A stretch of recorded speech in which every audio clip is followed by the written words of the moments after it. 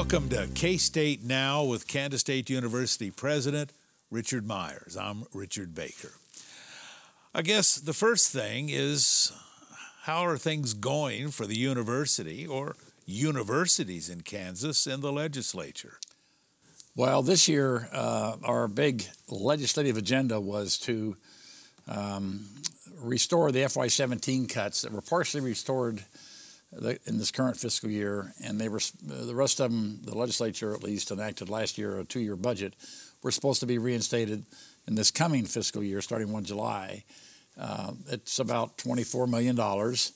And the legislature, the governor did not put that in his proposed budget this January. So what we have done is the 6 universities that are part of the Regent system have gone to all the leaders on the Hill and locked arms and said, our priority is this $24 million bill, and that would go into our base budget. It's about $4.8 million for Kansas State University, so it would make a big difference if we got that. We don't know if it's going to be in or out. A little problematic since it's not in the governor's budget, but probably more importantly, the legislators are worried about the K through 12 bill, the $600 million bill, and I'm not sure they have decided on how. I know they haven't decided at this point on how to handle that. So we're probably several weeks away from knowing how that's going to impact us. But that's the big legislative effort this year from all the Regent universities and our Board of Regents, is to get that restoration of $24 million. And that's really dependent on, as you said, K through 12 then. Well, I'll go into the mix there. They have to figure out how they're going to pay for K through 12. How are they going to fulfill their obligation from last year to fund this, the restoration this year?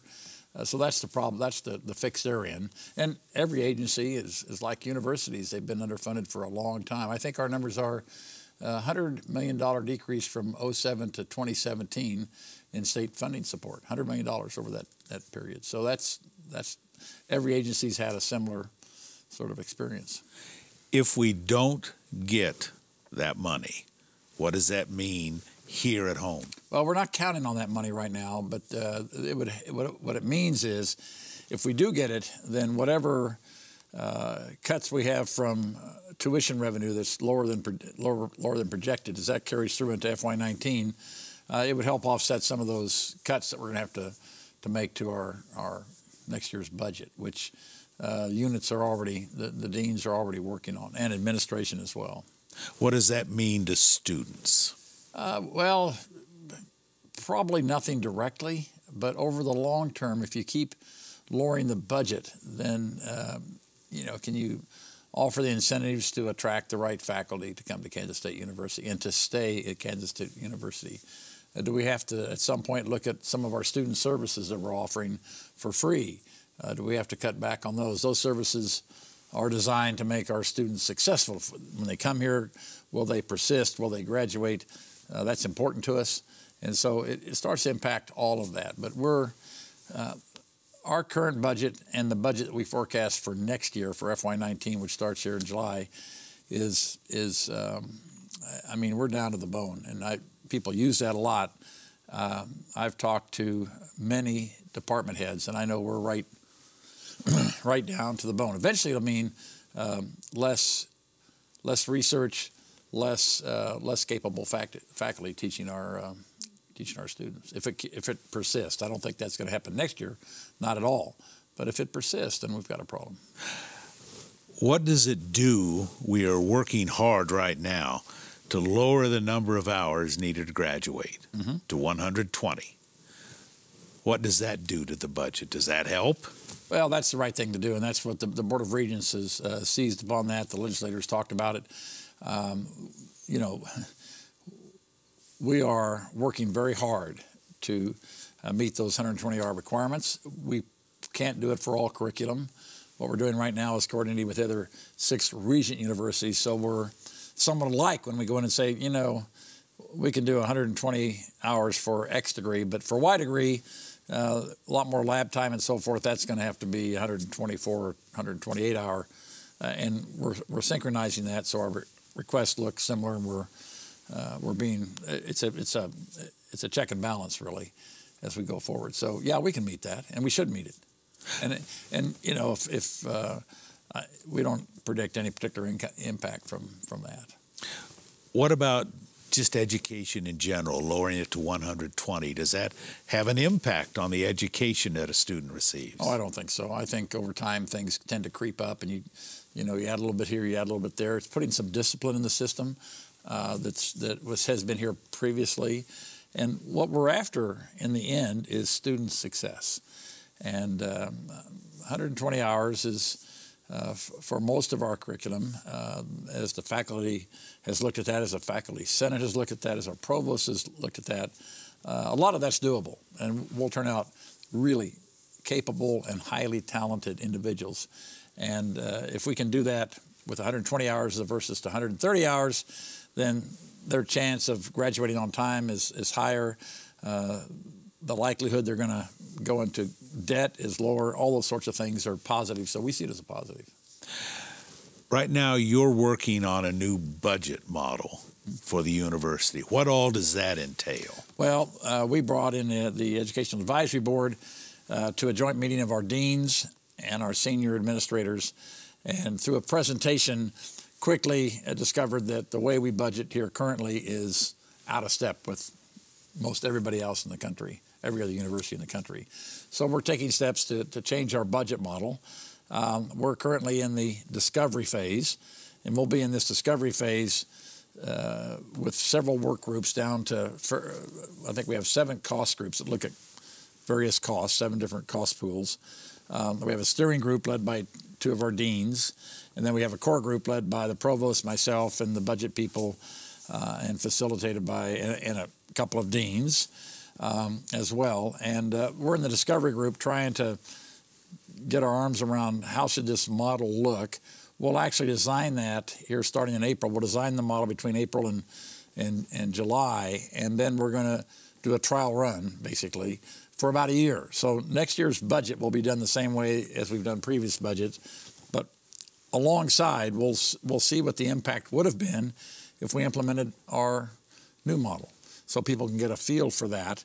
And then we'll tweak that as we go along, and then we'll implement the new budget model, but it'll be a multi-year implementation. Nobody thinks we're just going to say, okay, July of 19, here's the new budget model, live with it. We know we're going to be working on that. That's the experience other universities have, that they'll be working on that for 3 to 5 years as we go downstream. So we have it broken down into phases. We're discovery, design starting in April, implementation, or the trial period actually starting in August, and then implementation in July of FY19 or June of 19. This last September, we were hit with a big drop in student numbers. Mm-hmm. How have we addressed that? Well, the main thing we've done is in this last fall, we brought in a national consulting firm, Huron, and they're taking a very holistic look at our enrollment from recruitment to student success to university capacity to how we're organized to how we use our scholarships and our financial aid. Are we using that in the most appropriate way that leverages its impact on enrollment? They have about 6 phases in their process. They're in the middle of the 3rd phase. In May, we'll get a report out that will say, here's what we've seen, the good and the not so good, and here are recommendations. And then we'll have the summer to work on that. So that's one of the things we've done.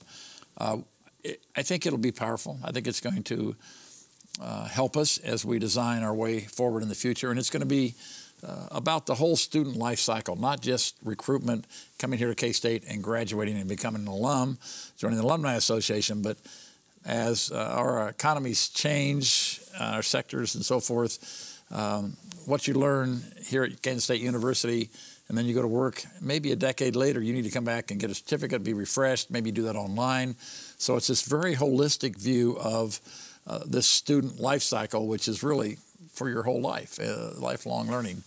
And so we think this is going to be tremendous. What we've seen so far has been very illuminating. We're pretty happy. Do we have any real idea of who it was that we lost in the fall? Was there certain groups that made up the majority of the loss? Well, we lost in-state students, even though we still have the highest market share of graduating high school seniors of any university in the state. Every university lost in-state students, and we did too.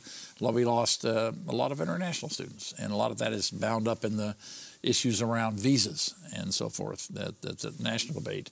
So we know those are two pretty big pools. Global campus graduate students actually went up. So, and we graduated some very big cohorts that we brought in earlier when we were growing in enrollment. And they passed through the system and graduated, which is what we want them to do. So we need to be more aggressive out of state. And we put recruiters this last fall in Denver, in Dallas, in St. Louis, in Chicago, one more in the Kansas City metro area. And we've worked those areas very hard to attract out-of-state students. And if history is any judge, when we do that, we get students from there because all those states have limitations. Colorado has a cap on how many folks can go to Colorado, University of Colorado, Colorado State.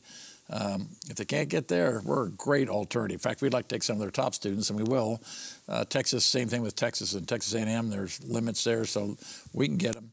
Here, we're a great bargain. Illinois is a place that's looking for students are looking for a place to go. We're close and we're great there as well. In Missouri, of course, St. Louis and Kansas City. So I think we're doing the sort of things that should show some results this coming fall. But the big results will probably start happening the next fall when we can fully implement most of the Huron, the consulting firm's recommendations. One last thing. We instituted a program called KSU Unite. Mm-hmm. How does that stand at this point? That is moving forward with supersonic, I would say. It's a former Air Force guy. Go to the website, check things out, but we've got a lot of programs that are going to fall in line, that have fallen in line, and are still being designed around KSU Unite. So we're going to keep the tag. We like that. In fact, we just learned that, I think it was Colorado State University, they have something like CS Unite or something, but really flattered that they used our tagline, changing the K's for C's. But so we think we have a great tagline, but more importantly, we have programs they'll fit right in there. And helping there is one of our new, under Dr. Bosco's area, our Adrian Rodriguez, who is working with the student multicultural groups. And then Brian Samuels, who's our new Chief Diversity and Inclusion Officer, reported on March 4th. He reports directly to me. He's on campus. And when I said we're proceeding supersonically, I hope people get the idea that things are moving pretty quickly in this area, all very positive up to now. So we think we want to be a beacon in this region for a place where anybody can come, no matter what their ethnicity, their race, their religion, sexual orientation, whatever it is. We want them to come here, feel comfortable, feel safe, and get a great education, and be part of our student body so our students, when they leave, are more culturally aware and understand what it's going to be like to be in the workforce. And I think it's important to point out that we instituted this program, but there weren't any real problems that pushed its institution, were there? You know, that's a hard one to answer because there were things that were happening around us in the Manhattan community. The car painting would be one of those. There were some things happening that made people feel uncomfortable. They wanted to know where the university stood on these issues. So they brought some issues that I think are being looked at nationally on campuses in particular, on university campuses. And we just felt we didn't want to get behind in that. We owed the students, you know, here's where we stand, here's where the university stands, here's what our role is, everybody. It's not just students and administrators, it's all of us that love Kansas State University. It's about us making this a better place and being a lot more inclusive.